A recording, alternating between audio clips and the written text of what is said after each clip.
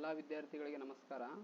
ವಿದ್ಯಾರ್ಥಿಗಳೇ, ಈಗಾಗಲೇ BA BCom BSc 3 ಮತ್ತು 5ನೇ ಸೆಮಿಸ್ಟರ್ ಅಡ್ಮಿಷನ್ ಆಫ್ಲೈನ್ ಮೂಲಕ ನೀವು ಚಲನನ್ನು ಬ್ಯಾಂಕಿಗೆ ತುಂಬಿರ್ತೀರಿ. ಆ ಚಲನನ್ನು USMSನಲ್ಲಿ ಯಾವ ರೀತಿ ಅಪ್ಲೋಡ್ ಮಾಡಬೇಕು ಅನ್ನೋದ್ರ ಬಗ್ಗೆ ಈ ವಿಡಿಯೋ ಮೂಲಕ ನಿಮಗೆ ತಿಳಿಸ್ಕೊಡ್ತಾ ಇದ್ದೀನಿ.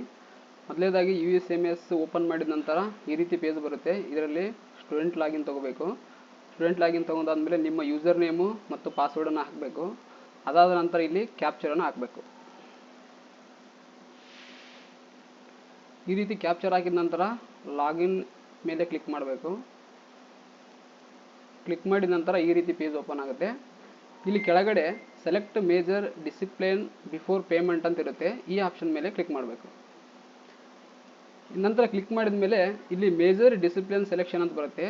ಇದರಲ್ಲಿ ವಿದ್ಯಾರ್ಥಿಗಳು 2 ಸಬ್ಜೆಕ್ಟನ್ನು ಇಲ್ಲಿ ಚಾಯ್ಸ್ ಮಾಡಬೇಕು. ಇದು major 1 history, next major 2 economics.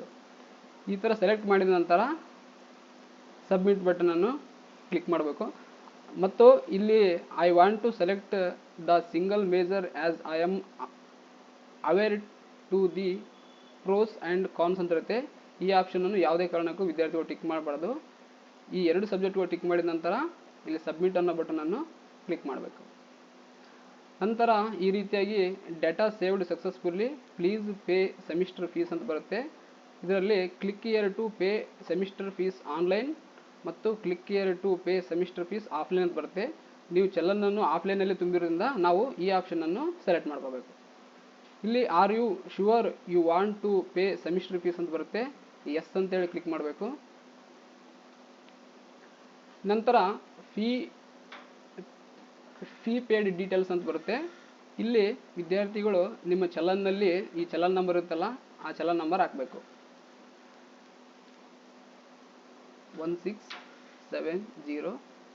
Next actual amount paid ಅಂತ ಇರುತ್ತೆ. ನೀವು ಬ್ಯಾಂಕಿಗೆ ಚಲನ್ನಲ್ಲಿ ಎಷ್ಟು ಅಮೌಂಟನ್ನು ಪೇಡ್ ಮಾಡಿರ್ತೀರಲ್ಲ ಆ ಅಮೌಂಟನ್ನು ಇಲ್ಲಿ ಎಂಟ್ರಿ ಮಾಡಬೇಕು. ನಂತರ ಪೇಮೆಂಟ್ ಡೇಟ್ ಅಂತ ಇರುತ್ತೆ. ನೀವು ಆ ಚಲನನ್ನು ಯಾವ ದಿನಾಂಕವನ್ನು ತುಂಬಿರ್ತೀರಲ್ಲ ಆ ಡೇಟನ್ನು ಇಲ್ಲಿ ಹಾಕಬೇಕು.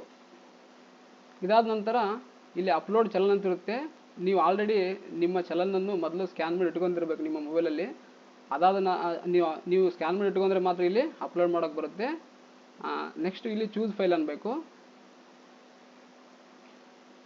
ಚೂಸ್ ಫೈಲ್ ಅಂದು ಈ ಥರ ನಾವು ನಮ್ಮ ಸಿಸ್ಟಮಲ್ಲಿ ಸೇವ್ ಮಾಡಿ ಇಟ್ಕೊಂಡಿವಿ. ಇದೇ ಥರ ನೀವು ನಿಮ್ಮ ಒಂದು ಮೊಬೈಲಲ್ಲಿ ಆ ಚಲನನ್ನು ಸ್ಕ್ಯಾನ್ ಮಾಡ್ಕೊಂಡ್ಗಿಸಿ ಈ ಥರ ಇಲ್ಲಿ ಬಂದಿದೆ ಈ ಚೂಸ್ ಫೈಲಲ್ಲಿ.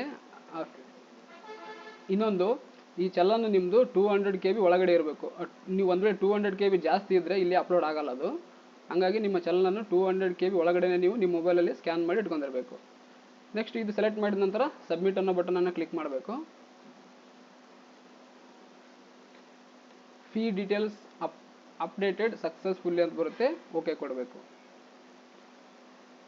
ಇಷ್ಟು ಏನಪ್ಪ ಅಂದರೆ ನೀವು ಈ ಒಂದು ಆಫ್ಲೈನ್ ಚಲನನ್ನು ನಿಮ್ಮ USMS ಪೋರ್ಟಲ್ನಲ್ಲಿ ಅಪ್ಲೋಡ್ ಮಾಡಬೇಕಂತ ವಿದ್ಯಾರ್ಥಿಗಳಿಗೆ ಈ ಮೂಲಕ ತಿಳಿಸಲಾಗಿದೆ.